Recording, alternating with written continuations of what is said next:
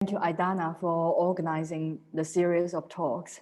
So I think first I should share my screen. This one. Okay. Can you all see it? Yes, we can see it. Okay. So before I start the talk, let me see the participants. I want to see. So can I see a show of hand? How many of you are current students?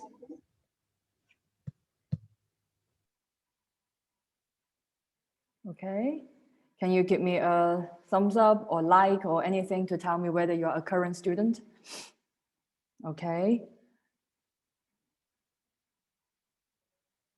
So let's say half. And how many are thinking of applying for a master's? Do we have anyone thinking of applying for a master's degree? Okay. We have a couple thinking of applying. Oh, quite a few actually. Okay, thank you very much. So I will minimize the screen now.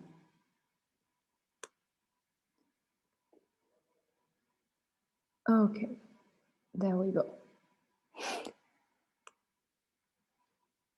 Thank you very much. I asked the question because I wrote the presentation in a more generic form. So as a part of a recruitment talk. So I want to adjust the talk based on the audience. So thank you for telling me who you are and what you are doing. Now I will start with just a very brief introduction of myself so you get to know me a little bit. But please do let me know, Aidana, do let me know if my headphone stops working. I'm Aisi. I am an assistant professor in Nazarbayev University Graduate School of Education, or we call it NUGSC or GSC. You will hear this name a lot repeatedly in this presentation. And I'm from China. I did my master's at the University of Oxford in comparative and international education. And then I proceeded to do my DPhil, commonly, well, in other countries it's known as a PhD, also in Oxford, focused on internationalization of higher education. So as you may know, my research interest is in internationalization of higher education, as well as educational policy transfer. And at GSC, I am also the program director of MSc in educational leadership, specializing higher education. And if you're current GSC students, you may have seen me a few times in different meetings and town halls. So that's a very brief introduction of myself. Now I'm going to move on to my talk. So my talk will be somewhere between 30 to 40 minutes, and then that will be followed by a question and answer if you have any. So this is just a brief outline of what the talk is going to be like. The first one will be, I will give you a scope of my talk to let you know roughly what I'm going to talk about. And then these are some themes that I come up with. So first thing first, what is a master's thesis at NUGSC? So those students who are already at GSC would have read this in your thesis guideline, that an NUGSC master's thesis is a written text that documents the original research work carried out by master students in this school as a part of requirements for graduation. So it's important to highlight written text because you will hear writing a lot in this presentation, and the discussion will be based on a written test instead of oral communication. And then it will help you to think originally of your thoughts, and you are not alone in writing your thesis. This thesis will be supervised by a faculty member at GSC, and the students must complete all the ethics reviews, procedures, and then all requirements to pass the thesis. So this is the foundation of the talk. This is a definition. Now, so here is the scope of the talk today. Actually, I'm going to minimize myself. In this talk, I am not going to tell you how to structure a thesis. Like I said, for those students who are at NUGSC, you have a thesis guideline, which gives you a detailed description of what a structure of a thesis looks like. So I'm not going to go into that. You will have the guideline and you will have your supervisors and your group mates to help you sort that out in detail. Now, for those students who are thinking of applying for a master's degree, if you're applying for GSE, you will also receive a similar document, an updated version when you're enrolled. And if you're applying for other universities or overseas, you will receive a document of a similar purpose that gives you an idea of a detail how to write the master's thesis and its composition and the critical timelines. And this talk is based on my experience of supervising students at GSE. So I joined GSE in 2014. This is my 6 years at GSE, and I have supervised 5 cohorts of master's students, and both full-time students and also what we call the low residence students who come to GSE for intensive courses. And I have supervised both schools leadership, and now I focus on higher education leadership. And the experience is based on master thesis writing in English, and that's why I will talk a little bit about proofreading and editing at the end of this talk. Now I will move on to the next slide. So first of all, I would like to talk about a research topic. And some of you said that, actually many of you said you are already in GSE. Now, when you are in GSE, I'm not sure which stage you are in your study, but before you write a thesis, it's very important to find a topic and write it down in a clear and concrete form. It's very obvious this is the first step. Yes, we know about it, but this is also perhaps a most difficult step. Why is that? Because it needs to be specific, not general. Now I give you an example why it is so difficult. And so for those of you who are already at GSE, and then those of you who are thinking of applying for a master's degree, I want you to go back to or imagine the day of your interview, your master's application interview, and you usually will be asked, what are you going to write about, and what is your interest? So I can hear a lot of students will say, oh, I'm interested in teachers' education, I'm interested in higher education, or maybe I'm interested in higher education reform in Kazakhstan, which is slightly more specific. But in a master's thesis, when you find a topic, it probably will be a lot more detailed than that. For example, it may not be just higher education reform in Kazakhstan. It may be the impact of the Bologna process on higher education reform in Kazakhstan using a case study of a private university in Almaty through interviewing their senior management team. You see what I mean? So it's a lot more detailed. You will probably have an idea of who will be involved in your study, what method you will use, and maybe you already have a research site in mind, and certainly you have your general research interest, which is higher education reform. But topics like that doesn't just pop up in your mind. It doesn't come out from the blue. It comes from a lot of reading. So now you can see my second point is about start reading early and recall your ideas. And you need to start reading early, whether you're already in GSE or whether you are thinking of applying, because it's 2021, so there are so many studies out there, so many articles out there to be read, to be explored, to help you understand your topic. So it would be much better that you start reading early. Recording your ideas, meaning that sometimes you just write down a few words during your reading.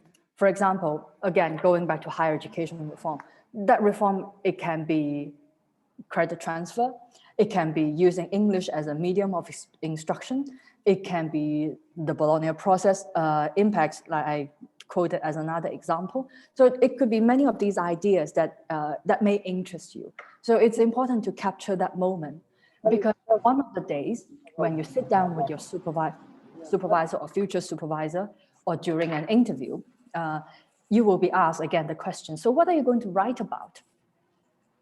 And then those small phrases like that, when you put them together as a sentence, that perhaps that is your research topic or even your thesis title. So it's very important to capture those like flashing ideas.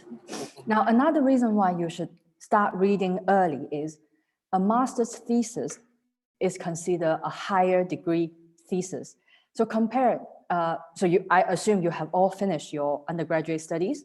So perhaps during your undergraduate studies, you have written also a thesis. But in undergraduate studies, when you wrote your thesis, you were required to demonstrate you were familiar. So you knew about some of the studies. But at master's level, you are required not only to know about the study, but also you know about the study well, and you know how to critique those studies, and you know how to tell your readers that your ideas were built on the previous research, and the previous research, the previous studies, the sea, the ocean of knowledge inform your own current study in ways A, B, C, D, E. So you have to stand on the shoulders of the giant. And that is why it's important to start reading early and broadly. Now that goes to the third point that I'm going to raise. And it's important to start reading early and broadly, but you need to stay focused. You need to stay focused because you have to find a research topic at some point. There will be a deadline that your supervisor will ask you, can you tell me what exactly you are writing about? So this is not an endless process. It has to stop somewhere. So you need to stay focused from early on. For example, higher education reform is very interesting, and the Bologna process reform is very interesting. You start reading, and then it's really fun. It's very exciting to find new information that you did not know about. For example, the rectors had a strong influence on it. The policymakers had influence on it, and actually the students had input in it, and then the parents also had input in it. So everything was interesting. But you need to ask yourself, what exactly are you interested in and what you want to focus on? Because your thesis cannot cover every aspect, because the thesis has a timeline, it has a deadline. And that leads me to the next point, which is it has to be manageable. Of course, it's good to write something that is huge and grand, that makes you feel so achieved. But a thesis has a deadline. A master's study in GSE lasts for 2 years. And in early May, in the second year of your study, in early May, the students will be required to submit their thesis. And therefore, that's the deadline. You have to think about, through discussion with your supervisor, what is workable within those few months or 1 year and what is not. You don't want to end up at the end saying that either I run out of time and I can't write a thesis that I feel very good about, or you have to ask for extra time, which will be very challenging and quite difficult. So it has to be manageable. Now, a lot of students, when after they are admitted to a master's program, or before they start their master's study, before they started their thesis writing, when they're talking to their supervisor, they will be asked, so what are you going to write about? And then the students will say, how do I know what I want to write about? A thesis topic. So as a supervisor, I usually ask my students, what are you interested in? This is usually my first question. What are you interested in? And what do you care about? You joined the program for a reason, right? You joined a master's program for a reason. You are at GSC, or maybe you're in other universities. You're here for a reason. So what are you interested in and what do you care about? These are usually the first two questions that I ask when it comes to a thesis topic, because a master's program is a 2-year program. A thesis writing can also be as long as 2 years, or as long as or as short as a year or 10 months. But it's a process. And during this writing process, there may be times that the students will feel frustrated. And when a student feels frustrated, it would be much more helpful if the thesis topic is something that the students care about, that the topic is what you are really interested in, and something that will keep you motivated, at least for the next few months. When you're unhappy, you don't like it, you feel frustrated, but you still want to carry on and do it. And that is why I usually start with these two questions: your interest and what do you care about. There's another question that I will ask my student. What do you think, or how do you think your thesis can help you professionally? This is a very relevant question for the students in GSC, because many of our students in the master's program are also working. They are already professionals in their fields of work. And a lot of times, the students applied for our program with a question in mind. That question may be something, an obstacle they encounter at work, or maybe it's something that they think will help them progress to the next level of their career. So that is also a highly relevant question for our master students. So how can it help you professionally? A student who work in an international office may say, oh, I have problems understanding how to recruit international students, for example. Or I have problems understanding how to attract international faculty to our university. And therefore, I want to do a master's thesis. I want to learn a lot about internationalization, and I want to write about it. And then I want to go back to where I work and apply it to my job. That's completely acceptable. There's only one thing that I would like to remind our students when you tie your thesis to your profession. The one issue, or the biggest issue with this, is focuses change at work. So one day your work focus may be this, but the next month you may or may not, you may be assigned to a different post, a different position, and therefore your focus of work has changed. However, your thesis will continue. So it's important to bear in mind that it may not always be your focus. Your thesis may not always be your work throughout your study, but it is a very relevant question. Now, I like to compare a master's thesis to a project management. And I believe you, the audience, and many of our students, who are, especially those who are working, are very familiar with project management. You are tasked with a project, and here is the deadline. You must finish it, good or not. Of course, good, excellent, acceptable, but you need to finish it. There's a deadline. And a master's thesis is not to demonstrate that you are a perfect student. Do not think about it that way. It's not to demonstrate perfection, but it's to demonstrate that you have the knowledge and you also have the capability to start and finish a project independently, but also with the help of your supervisor. And again, when it's a project, it has a deadline and has to be manageable. And I would advise my students and some of the students right now who are listening to put a change of the topic at one point and start writing. Now I will finish the finding a research topic here, and I'll move on to the next one. Excuse me, it's very cold in this room. The next one is about planning. If anything that this COVID pandemic has taught me or taught many of us about, it will be planning. Because suddenly, I think many of us have taken on different duties within at home, or within your office at the same time. Now, whether there is a pandemic or not, planning is very important for all of us. It's very important for your thesis writing, because the time is very precious. And you will hear this again, time is very precious for everyone. It's very precious for you, you have a deadline. It's very precious for your supervisors. They have multiple duties in addition to supervising your thesis.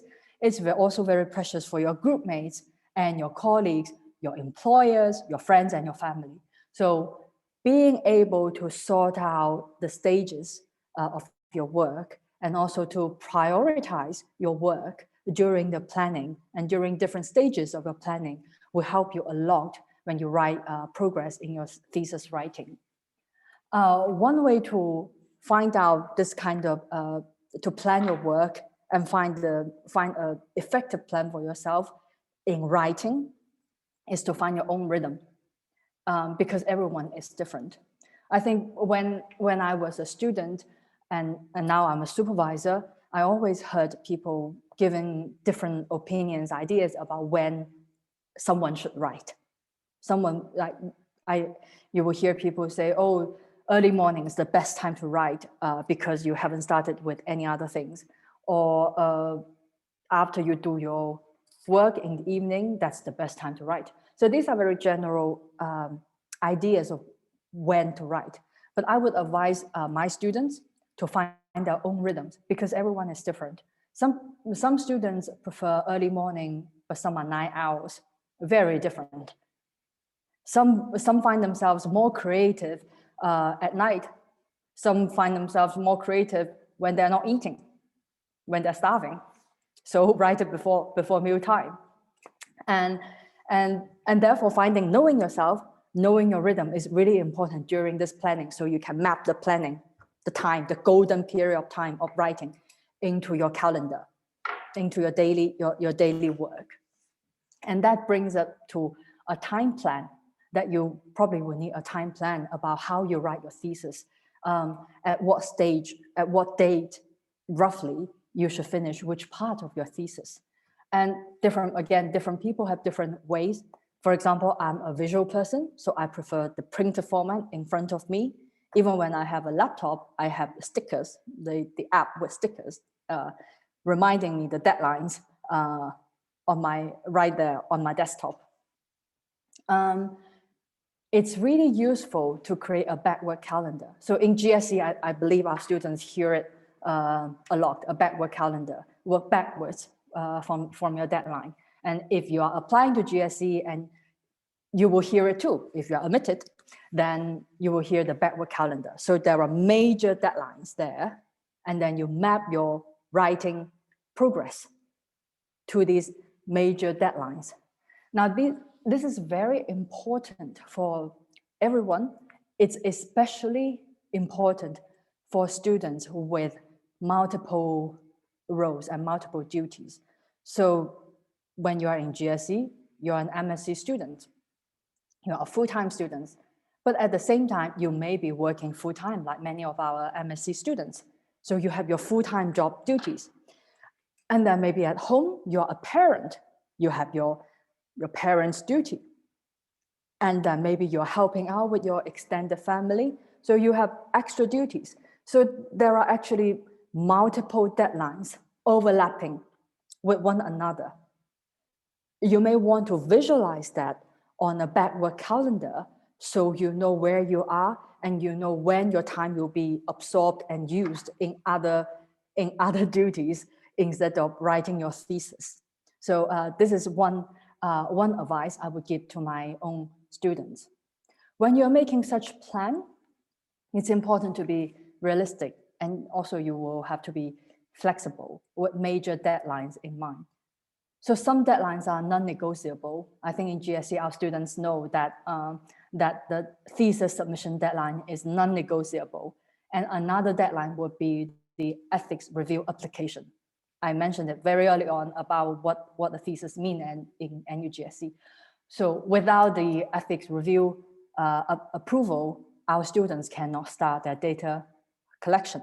So that also is a major deadline that is non-negotiable. So you need to have these major deadlines that you know that deadline, I can't extend that. I must do what is required before that. But at the same time, some deadlines you may need to negotiate because we don't know what is going to happen in life. Now, another thing to bear in mind when you make plans about your writing is you need to write down the downtimes. You need to be realistic. For example, December, it was over, but there were many holidays in December. And I'm very sure some of our students would spend the time with either with family, and if you are a parent, you would spend a lot of time with your children. And if you have a big family, you may realize that you spend a lot of time in just preparing family meals throughout the holidays. And that was it. That was December gone.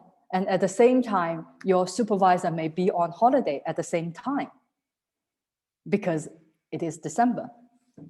And there may be school holidays that your children will be at home and you will just have to stay with them. So you need to make these major downtime in your time plan with that in mind.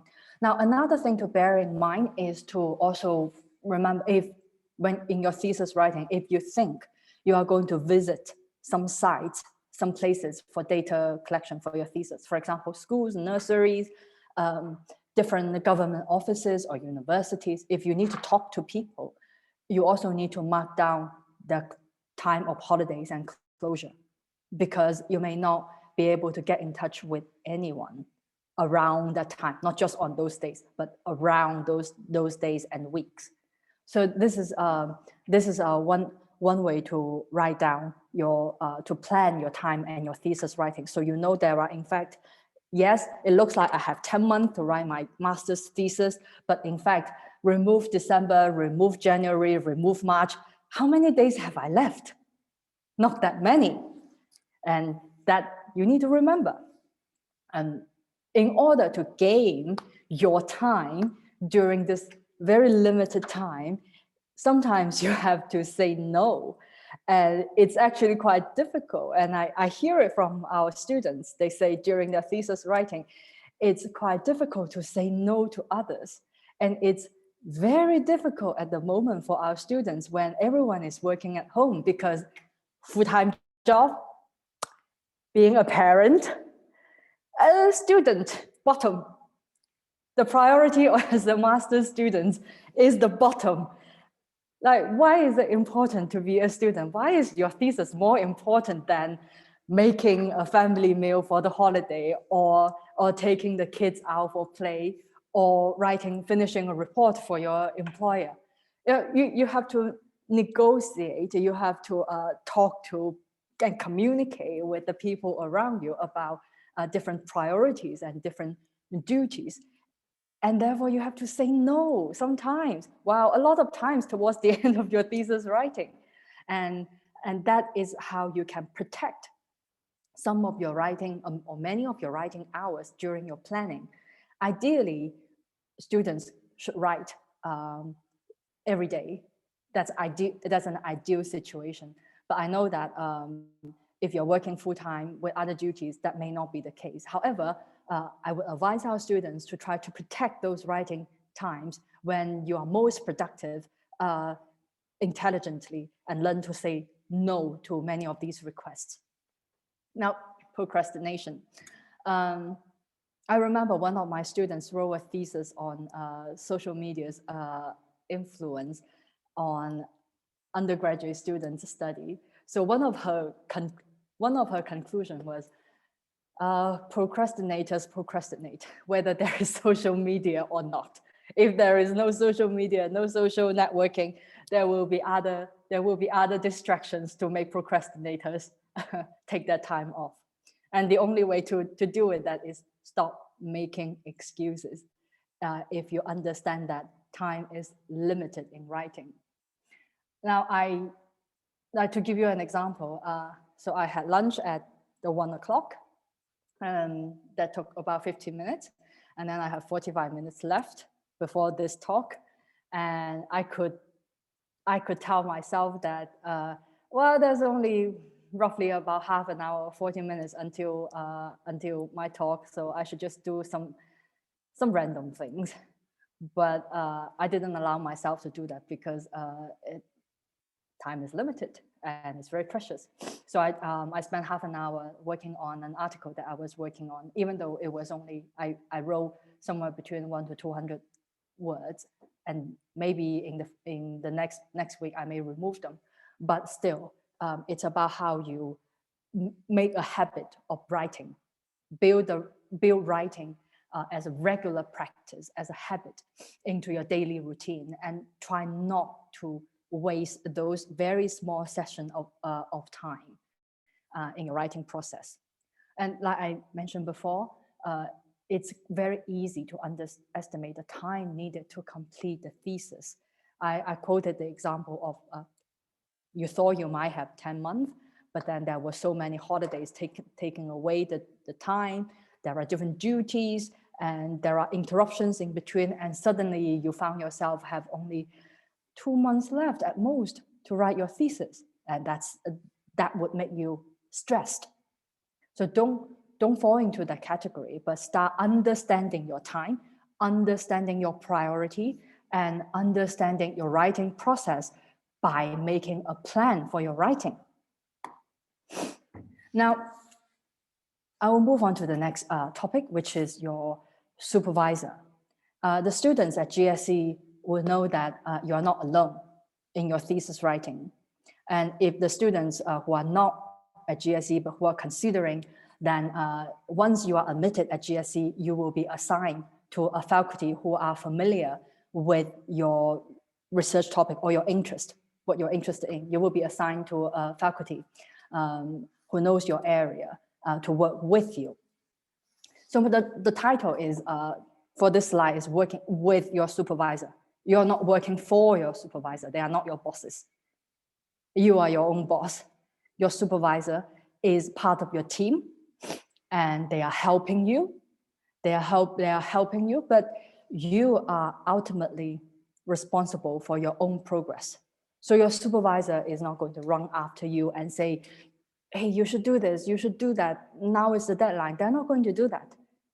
You should run after your supervisor and remind them that, oh, I'm at this stage now and I'm going to do this and I'm going to do that. So you are your own boss.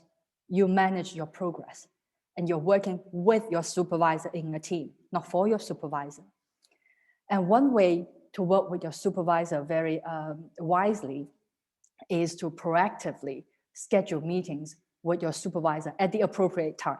Now I put that down at appropriate time because one thing your supervisor would not want, or you would not want, is to, okay, I proactively make schedules with my supervisor. So I'm going to meet my supervisor once a week, but there's nothing new to talk about once a week. I just want to meet my supervisor to feel that I am doing something. So that is not a good way to schedule the meeting. So the good way to schedule the meeting is you go to a meeting with questions. That leads to the next point. So don't go to a meeting with your supervisor empty-handed.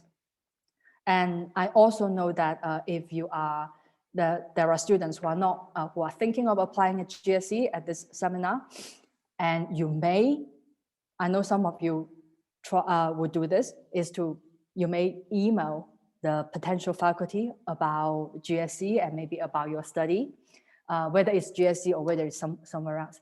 But don't write blank emails if you're going to do that. It's very similar of going to a meeting with your supervisor. Don't go to a meeting empty-handed. Have an agenda. What should be on the agenda? Can you think about it when you go into a meeting, you sit down, your supervisor asks you, which is what I do. I ask you, so what do you want to talk about today? Because I am not going to dictate what my students is going to talk about. My student is the boss of the thesis. So I will ask my students, so what do you want to talk about today? And then you will need to have a plan, what you would like to talk about. Perhaps it's about your research topic, that this is my potential research topic, and I have covered these readings, and these are my main ideas coming from these readings. And I think I am going to stop here, or maybe I'm going to continue for another week, and then I will come back next week, or maybe in 2 weeks' time, with a title perhaps falling into this category. What do you think? Now that is a more productive conversation with your supervisor, because then your supervisor knows, oh, okay, this is where you are, this is what you want to do, and this is your timeline. You are very responsible for yourself. And now we can go into the topic and let's talk in more detail. So this is a more productive use of your supervisor's time. So bear in mind that in your world, your supervisor is responsible for your thesis. But in your supervisor's world, they are teaching several courses. They are doing their own research. They're writing their paper. They are involved in several projects. And at the same time, they are also doing service for GSE, for the university, and for the professional community. And in addition to that, your supervisor are likely to have a family of their own. So in your supervisor's world, your thesis is one of their tasks. It's one of their duties. So use their time wisely, so they also feel that you are responsible and you are productive. And I covered the next point already, your supervisor's time. Now, during these supervision meetings, conversations, meetings, you should take notes. You should take very thorough notes. And when your supervisor gives you written feedback on your drafts, on your ideas, you should keep a very detailed record of that, because they may come into very useful when you're writing up your thesis or when you're making progress in your thesis. And that's why I said you are your own boss, but you're also your own secretary. You need to take notes for yourself, so you have a record. You have a record of your thesis writing progress, and all the suggestions and comments you have received from your supervisor. Now, at the very start, I said that the experience I based on of this talk is based on writing a thesis in English. And this is GSE's requirement. The theses are all, written in English. Now, our students are already, students who are admitted at GSE already have high level of English, but still English is not your mother tongue, not your first language, not mine either. And therefore, when you're writing your thesis, whether it's chapter, whether it's section, or whether it's a full thesis, you need to read your own work slowly and carefully. Now that goes back to my point of time. When you have to read your thesis slowly and carefully, it costs time. It can be boring for you, especially after you have read it a couple of times and you need to make changes. It can be time consuming. And therefore, in your work plan, remember that when you are saying, I'm going to revise my thesis, I'm going to revise my chapters during these few days, remember that it may take longer than that, because it's a very time consuming and tiring process. But it's very important, because if you have problem understanding your own writing and so will your readers. Who are your readers? Of course, your supervisor, for sure, and also your examiners, those faculty who will assess your thesis.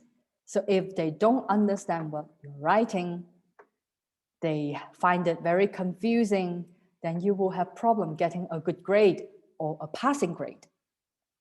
And therefore, think from your reader's perspective and read your work very slowly and carefully and make necessary editing. After you've done this part of work, this part of hard work, now you can get your supervisors to read it. That some students may think, after I write my thesis, my supervisors will make comments and they will change whatever that's necessary. But in fact, your supervisors are not proofreaders. They do not proofread your thesis, not at GSC. Your supervisors will make critical feedback from a bigger picture. For example, there are some logical issues in the development of your argument. The structure doesn't look right. Then maybe you need to adjust the structure a little bit. The literature review is not comprehensive enough, and maybe there are some arguments missing. So that is what your supervisors are going to do with your thesis. They are not going to correct every writing error, every punctuation, because that would be too much time, precious time of your supervisor. So it's your job to do that. And your supervisors will read it and will give you critical feedback. And you can also ask your friends, your colleagues, your group mates to read it and help you polish it. You don't need to send them a full thesis. It can be sessions, it can be chapters. But it's very useful to have some other people to read your thesis, because sometimes we are just so absorbed into our own writing. We know our writing, our thesis, our text so well that some errors just missed our eyes. It happens very often. However, a fresh pair of eyes may be able to help you capture and catch those errors, and they may give you some new input in your writing. So it's very useful to build up this support writing network to help you polish your thesis. But again, be aware of the time and polish, edit your thesis, your writing first, before giving them to your supervisors, your friends, your colleagues, or your family. Now, when you're writing your thesis, keep an eye out for free resources. If you're already here at this open seminar, you already cover open seminar, so you are already keeping an eye open for free resources. And there are other free resources. There are newspapers, magazines. I'm sure you've read a lot about it. Blogs. There are a lot of good blogs from students giving ideas, giving support in the master's thesis writing progress. And different university websites actually also gives different inputs into thesis writing. GSC has it, and some other universities, if you look around globally, they usually also have a session in either student service, student support, or master's degrees guideline. Some of these are open resources that you can read and see how other universities advise their students to write their thesis and what free resources their websites may lead to. And that's also very useful. But do bear in mind that you need to keep writing. Like, none of these free resources will help you do your data analysis or write up your thesis for you. So keep writing, build writing into your daily routine. That's very important. Another, I think this is the last point I have, last tips I have is about asking for help. As a supervisor, sometimes I feel really worried about my students because I sometimes don't hear from them for weeks, and sometimes a month or two, and I try to look for them, but I didn't hear anything. And finally, when I managed to find them, and then usually there is some problem in between, but the students they are very shy or they feel really awkward to ask for help. And that's why I would like to highlight asking for help during your thesis writing. And from a supervisor's perspective, knowing when to ask for help is a skill, and it reflects a high degree of self-awareness. Now, there are some examples of at what point you should you should ask for help, whether it's from your supervisor, from the school, from your instructors, from your friends, your family, your employer. So for example, if you have personal issues that might obstruct the writing process. So throughout the years, I've seen, for example, health issues, family issues, that, for example, kids are ill. That's a quite common issue, but I find that students sometimes feel uncomfortable to talk about it, uncomfortable to ask for help on that. And also change of job. So sometimes students get a new job, and sometimes they may need to relocate to a different city, which will actually take quite a lot of time away from their writing. So these are some really major issues that may obstruct the writing that you should communicate to your supervisor or to the school and see how they can help you.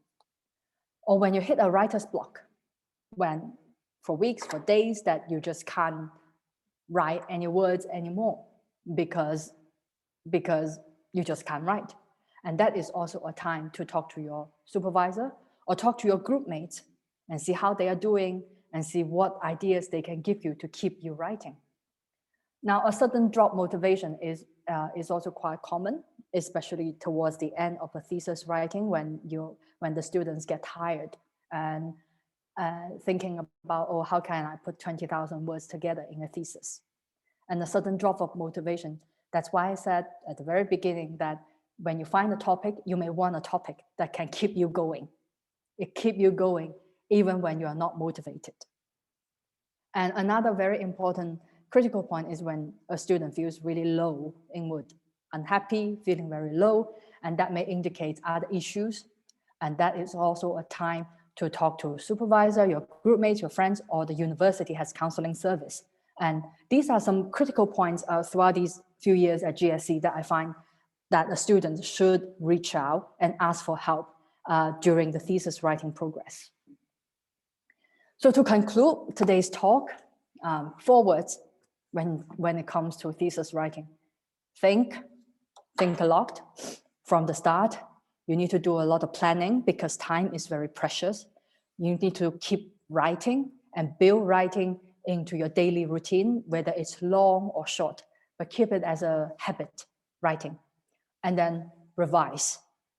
Make it look better. Make it look nicer.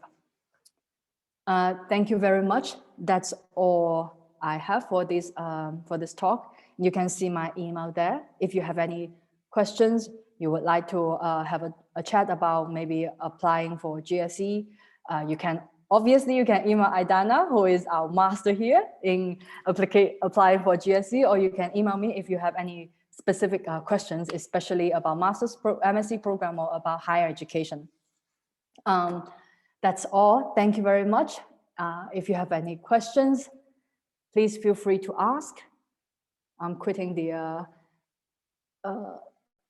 let me see the screen share.